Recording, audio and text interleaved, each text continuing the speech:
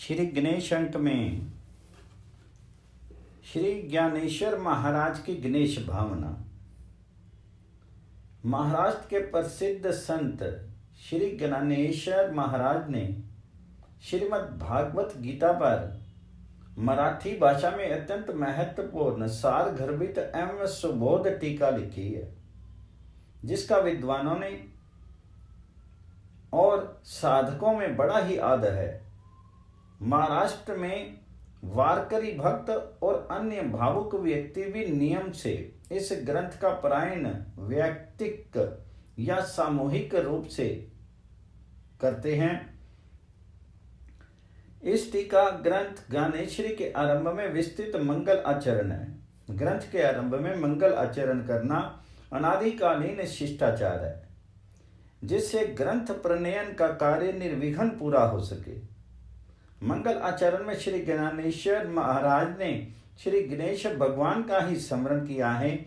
महान भक्त श्री तुलसीदास ने भी रामचरितमानस के आरंभ में श्री गणेश को ही नमन किया है, जिससे कार्य के मध्य में आने वाले संपूर्ण विघ्न शांत हो जावें। उपनिषदों में तथा गीता में निर्गुण निर्विशेष पर ब्रह्म के प्रतीक स्वरूप में प्रणव का वर्णन आया है।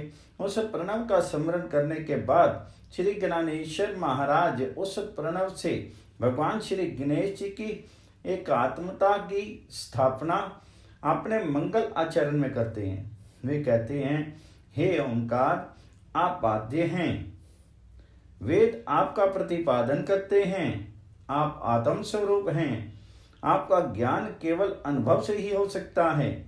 आप श्री गणेश हैं जो सभी की बुद्धि के प्रकाशक हैं, आपको प्रणाम है। कोई भी उपासक अपने उपास्य की मूर्ति अपनी भावना, रुचि तथा शक्ति के अनुसार ताम्र, रजत, स्वर्ण आदि धातुओं से या स्फटिक, परवाल, रत्न, शिला, काष्ठ, मृत्तिका आदि वस्तुओं से बनाता या बनवाता है। श्री ज्ञानेश्वर महाराज ने यदि वैसी मूर्ति ही बनाई तो सामान्य उपासकों में और उनमें क्या भेद रहेगा।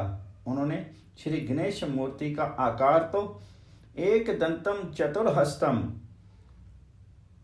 पाश अंकुश धारिणम ऐसा ही रखा है, परंतु उनकी मूर्ति निर्माण की सामग्री स्थूल नहीं सूक्ष्म है। गणपत्य अथर्व शीर्ष का तम वांग में स्तम चिन्मया तम चत्वारी वाक्पदानी सूत्र लेकर के श्री ज्ञानेश्वर महाराज ने शब्द ब्रह्म स्वरूप श्री गणेश मूर्ति का निर्माण किया। प्रणव जो ब्रह्म स्वरूप है तथा वेद और वाणी का मूल है, उसकी आकृति ओम ही भगवान श्री गणेश की साकार मूर्ति है। प्रणव को तो कह करके संबोधन करना और स्पष्ट शब्दों में प्रणव को गणेश कहना, यह सिद्ध करता है कि संपूर्ण सत्य श्री ज्ञानेश्वर महाराज को पूर्णता प्रत्यक्ष है। इस वर्णन में साहित्य और तत्व ज्ञान का योग्य समन्वय दिखाई देता है। अखिल शब्द ब्रह्म श्री गणेश जी की सुंदर और सुवेश वाली मूर्ति है। शब्द ब्रह्म में जो निर्दोष वर्ण रचना है वही उनका सौंदर्य है। वेद स्वरूप निर्दोष हैं, इस कारण शब्द ब्रह्म रूप श्री गणेश के स्वरूप को निर्दोष कहा है। स्वरूप निश्चय के पश्चात मंगल आचरण में श्री गणेश जी के पृथक अवयवों का विचार किया गया है। वांग में कहने से उसमें वेद, स्मृति, पुराण, षड्दर्शन, वार्तिक, काव्य, नाटक आदि सबका समावेश होता है, परंतु किस अंग में किसकी योजना उचित है उसका क्रम वही योग्यता से बताया गया है। श्रुतियों के पश्चात स्मृतियों का क्रम आता है, जिनमें वर्ण आश्रम धर्म, सामान्य विशेष धर्म, शोच अशोच विचार, प्रायश्चित और आपद आदि विषयों का विस्तृत विचार किया गया। स्मृतियां ही श्री गणेश जी के विभिन्न अवयव हैं और उनका अर्थ सौंदर्य ही श्री गणेश जी का लावण्य है। आभूषण अंग के सौंदर्य को अत्यधिक बढ़ा देते हैं, पुराण साहित्य ही आभूषण स्थानीय हैं। पुराणों ने श्रुति प्रतिपादित गूढ़ अर्थ पर अधिक प्रकाश डाला है। इस कारण पुराणों की मणिजड़ित आभूषणों से उपमा दी गई है। शब्द ब्रह्म स्वरूप साहित्य में जो रचना कौशल है वही सुंदर और चमकीला रंगीन वस्त्र है। उस रचना में अनेक विध जो शब्द अलंकार और अर्थ अलंकार हैं वे ही उस वस्त्र के सूक्ष्म और चमकीले तंतु हैं। साहित्य में जो काव्य नाटक आदिकों का भी समावेश है उसकी योजना शब्द ब्रह्म स्वरूप श्री गणेश के चरण युगल में मंगल ध्वनि करने वाले नुपुरों के स्थान पर की है। अनेक तत्वों का निरूपण विलक्षण निपुणता तथा शुभ लक्षण उचित वचन रतन के समान दिखते हैं। श्री गणेश की कमर में बंधा हुआ एक उपवस्त्र होता है, उसको मेखला कहते हैं। व्यास वाल्मीकि आदि महाकवियों की बुद्धि की प्रतिभा अद्वितीय है, वही मेखला स्थानीय है। शब्द ब्रह्म स्वरूप श्री गणेश जी के कर कमल का स्वरूप दिखाते हुए श्री गणेश्वर महाराज कहते हैं, षड दर्शनों के हाथ के स्थान पर योजना की है। जैसे भारतीय आस्तिक दर्शन 6 हैं, ऐसे ही भगवान श्री गणेश के 6 हाथ हैं। यहाँ आस्तिक का अर्थ है वेदों के अस्तित्व और महत्व को स्वीकार करने वाले। हम लोग चतुर्भुज गणेश की वंदना करते हैं, किंतु त्रेता युग में अवतरित श्री गणेश के 6 हाथ हैं और 6 दर्शन शास्त्र ही 6 हाथ हैं। षड दर्शन में प्रत्येक दर्शन के प्रमाण प्रमेय विचार स्वतंत्र हैं। ये भिन्न भिन्न विचार रूपी आयुध ही भिन्न भिन्न हाथों में शोभित कहा है। तर्क को कुल्हाड़ी कहा है। न्याय दर्शन में तर्क की प्रधानता है। गौतम प्रणीत न्याय दर्शन शास्त्र में हाथ में तर्क रूपी परशु आयुध है। वैशेषिक दर्शन रूपी हाथ में नीति भेद रूपी अंकुश है। श्री गणेश के एक हाथ में मोदक रहता है। वेदांत को महारस स्वरूप मोदक माना गया है। श्री गणेश जी के एक हाथ में खंडित दंत रहता है।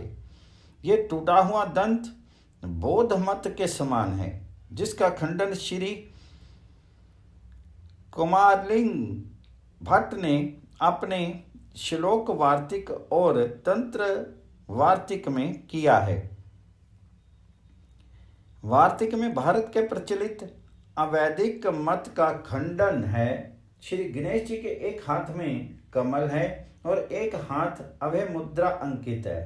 उस विषय में श्री ज्ञानेश्वर महाराज कहते हैं, सांख्य शास्त्र का सत्कर्मवाद ही पदम हस्त है। वेदांत और सांख्य दर्शन में मत भिन्नता है, फिर भी दोनों ने ही सत्कार्यवाद माना है।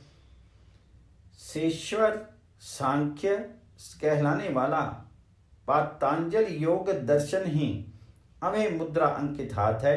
श्री गणेश जी के अवयवों में शुंड प्रमुख होता है, अतः निर्मल विवेक को शुंड का स्थान दिया गया है। सत्य असत्य निर्णायक विवेक ही शब्द ब्रह्म श्री गणेश का सरल शुंड है। गज शुंड से सूंघ कर ही भले बुरे की पहचान करता है। श्री गणेश का एक हाथ नाम एक दंत है। उसके विषय में कहा गया है, शास्त्र में संदेहों के निवारण के लिए अथवा सिद्धांत निरूपण के लिए जो परस्पर प्रश्नोत्तर हैं वे संवाद ही शुभ वर्णात्मक दंत हैं। गज के नेत्र बहुत सूक्ष्म होते हैं। सत्य का उद्घाटन करने के लिए शास्त्रों के सूक्ष्म दृष्टि ही श्री गणेश के नेत्र हैं। पूर्वोत्तर मीमांसा दोनों श्री गणेश के कान माने गए हैं। गज के गंड स्थल से जो मद स्त्राव होता है उसके विषय में श्री ज्ञानेश्वर महाराज कहते हैं कि शास्त्रों से निश्चित होने वाला बोध रूपी अमृत ही मद का स्त्राव है और बोध अमृत रूपी मद स्त्राव पर मननशील मुनि रूपी भ्रमर उसका सेवन करने के लिए सतत मंडराते रहते हैं।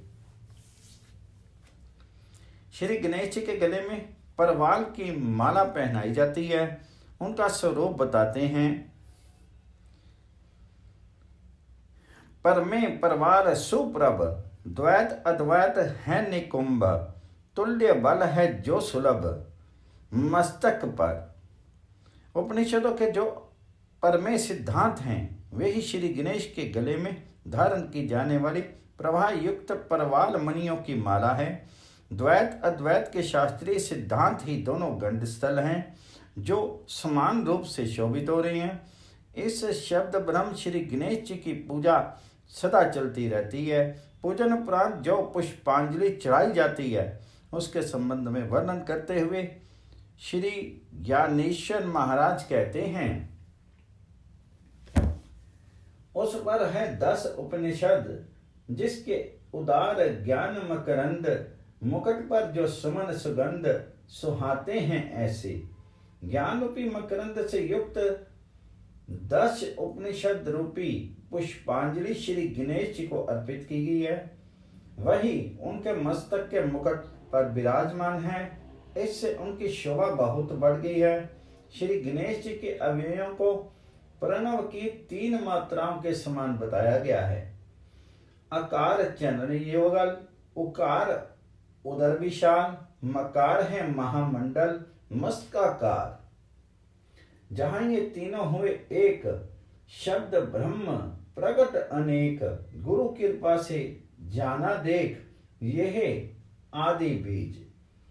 आकार चरण युगल है, उकार उदर स्थानीय है और मकार महामंडलाकार मस्तक है। इन 3 मात्राओं के संयोगों से ओम की रचना होती है जिसमें संपूर्ण शब्द ब्रह्म समाविष्ट है। श्री ज्ञानेश्वर महाराज कहते हैं कि मुझे श्री गुरु कृपा से इस शब्द ब्रह्म स्वरूप श्री गणेश भगवान का ज्ञान हुआ एवं दर्शन मिला। मैं उनको नमस्कार करता हूँ। ओम गण गणपति नमः। श्री गणेश अंक में संत श्री एकनाथ जी का श्री गणेश चिंतन। महाराष्ट्र के संत समुदाय में एकनाथ जी का स्थान बहुत ही ऊंचा है। संत एकनाथ जी के बारे में न्यायमूर्ति महादेव गोविंद रानडे महोदय की एक उक्ति प्रसिद्ध है कि ये ही महाराष्ट्र के सच्चे नाथ प्रतीत होते हैं। श्री एकनाथ जी एक महान साक्षाकारी संत थे। उन्होंने अपने अनुभव के आधार पर मुक्ति प्राप्ति के लिए भगवान नाम संकीर्तन का सीधा साधा मार्ग लोगों को दिखाया। एकनाथ जी को ग्रंथ संपदा तो बहुत बड़ी है। इन ग्रंथों में श्रीमद् भागवत के 11 स्कंद के ऊपर मराठी में उन्होंने जो विस्तृत टीका लिखी है वह महाराष्ट्र में एक श्री एकनाथी भागवत के नाम से सुविख्यात है। इस ग्रंथ के मंगल आचरण में एकनाथ जी ने श्री गणेश जी की जो स्तुति की है वह बहुत ही रहस्यमयी जान पड़ती है। श्री गणेश जी के अनेक नामों में एक दंत लंबोदर और विघ्नहार ये 3 नाम भी हैं। अपनी स्तुति में श्री एकनाथ जी ने पहले पहल इन 3 नामों की व्याख्या की है और इसके बाद उन्होंने श्री गणेश विग्रह का विशद वर्णन किया है। भगवान श्री गणेश एक दंत बता करके तथा उनको नमस्कार करके उन्होंने एक दंत नाम की व्याख्या की है। वे कहते हैं कि श्री गणेश जी का एक दंत नाम एकत्व का बोधक है। अतः श्री गणेश जी एक एवं द्वितीय ब्रह्म ही हैं। ब्रह्म रूपी गणेश की उस एकता में ही सृष्टि रूपी अनेकता विद्यमान है। इस अनेकता में भी उनकी एकता कभी भंग नहीं हो पाती। गणपत्य अथर्व शीर्ष उपनिषद में कहा है, श्री गणेश जी का दूसरा नाम लंबोदर है। लंबोदर का अर्थ है विशाल उदर वाले। ब्रह्म तत्व जो बृहित है, महतो महियान है और परिणाम शून्य है, अतः गणेश जी का उदर या स्वरूप भी विशाल है। उस उदर से जगत का आविर्भाव होता है और अंत में वह उस विशाल उदर में ही प्रविष्ट हो जाता है। तुझ मागी वासु चराचरा, महनोनी बोडीजे लंबोदरा, या लांगी सकलांचा सोयरा, साचो कारा तू होसी। गणपत्य अथर्व शीर्ष में ये बात आई है। सर्वम जगत इदम ततो जायते, सर्वम जगत इदम तवतस्ते तिष्ठति, सर्व जगतम इदम त्वयि लयम इष्यति। इतना ही नहीं, इस लंबोदर नाम से वे सभी के माता पिता भी हैं। और निर्दिष्ट क्रम से गणेश जी का तीसरा नाम है विघ्नहर। श्री गणेश जी को पर ब्रह्म मानते हुए जो उपासना करता है, उस नर के समक्ष संसार में विघ्न नहीं आते। पर नर बनना सहज नहीं। नर शब्द की व्याख्या है न जमा रम, अर्थात विषयों में जो राम मान नहीं होता, जो रमता नहीं है, वही नर है। विषय विरक्त नर के संपूर्ण विघ्नों को श्री गणेश जी हर लेते हैं। तुझे देखे जो नरो, त्यासी सुखाचा होय संसारू। हर्ष तो गणेश जी का मुख ही है। उस मुख में सूर्य चंद्र आदिकों को भी प्रकाश युक्त बनाने वाला उनका दांत अति निर्मल है। धर्म, अर्थ, काम और मोक्ष, ये चार ही उनकी चार भुजाएं हैं।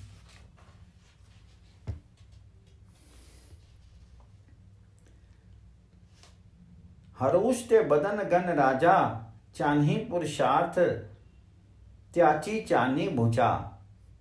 प्रकाशी अप्रकाशी बोजा, तो झककत तुझा निज दंतो। पूर्व मीमांसा और उत्तर मीमांसा ही श्री गणेश जी के श्रवण स्थानीय हैं।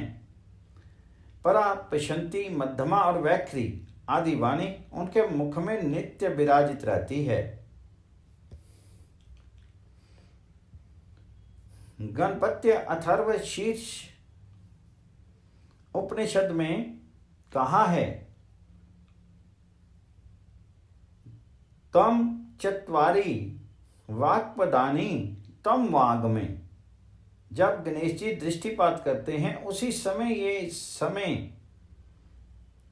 ये समग्र सृष्टि आविर्भूत होती है। यही उनकी आनंदमय दृष्टि है। उपनिषद में कम ब्रह्म जो कहा है, उस उक्ति के अनुसार गणेश जी सुख में हैं। उनके नाभि स्थान में आनंद समाया हुआ है। इतना ही नहीं, वे कटी में बोध रूपी कटी सूत्र बांध करके मानो विघ्न नाश के लिए कटिबद्ध हैं। श्री गणेश जी शुद्ध सत्व का शुभ वस्त्र पहनकर बैठे हैं। अद्वैत वेदांत में शुद्ध सत्व का दूसरा नाम माया है। इस वेदांत में प्रकृति के दो भेद हैं। एक तो वह जिसमें सत्व गुण शुद्ध रहता है, और दूसरा वह जिसमें सत्व गुण अन्य दो गुणों के साहचर्य से अशुद्ध हो जाता है। पहले का नाम माया है और दूसरे का नाम अविद्या। यह माया ही ईश्वर की उपाधि है।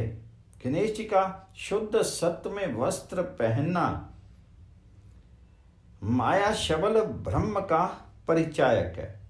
इस प्रकार शुभ्र वस्त्र पहन करके बैठे हुए श्री गणेश जी अनेक स्वर्ण में अलंकारों से शोभित हैं। प्रकृति और पुरुष, जिनको उपनिषद में रई और प्राण बताया गया है, साथ ही जिनसे बहुविध प्रजा उत्पन्न होती है, वे दोनों श्री गणेश जी के दो चरण हैं। श्री गणेश जी सहज आसन के ऊपर पूर्ण रूप से स्थित हैं। उनकी कृपा से विघ्न तो ढूंढने में भी नहीं मिलते।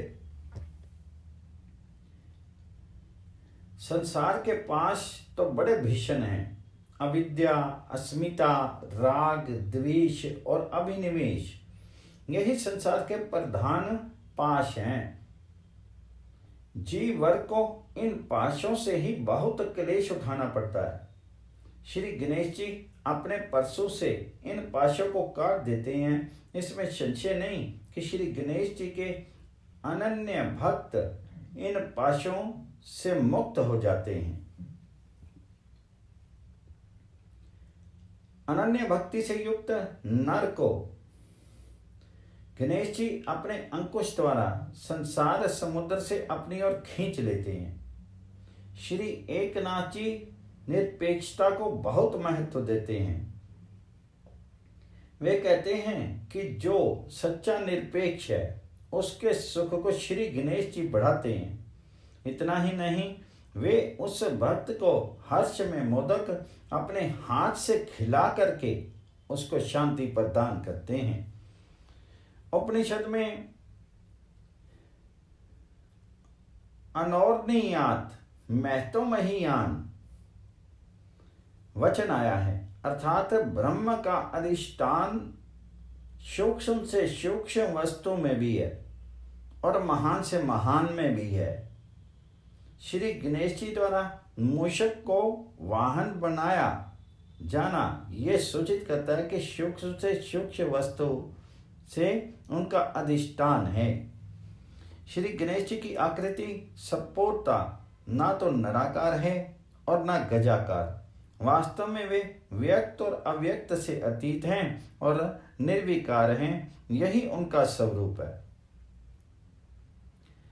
महाराष्ट्र का भागवत धर्म अद्वैत का मत अनुयायी और भक्ति प्रधान है। भागवत धर्म में विष्णु, वासुदेव, राम और श्री कृष्ण इन देवताओं का यद्यपि प्राधान्य है, तथापि महाराष्ट्र का भागवत धर्म शिव, गणेश, विष्णु आदि देवताओं में तारतम्य नहीं देखता। वह विष्णु, शिव, गणेश इन सभी को एक ही परमात्मा का रूप मानता है। इस दृष्टिकोण से श्री एकनाथ जी का यह श्री गणेश वर्णन यथार्थी है। ओम गण गणपते नमः।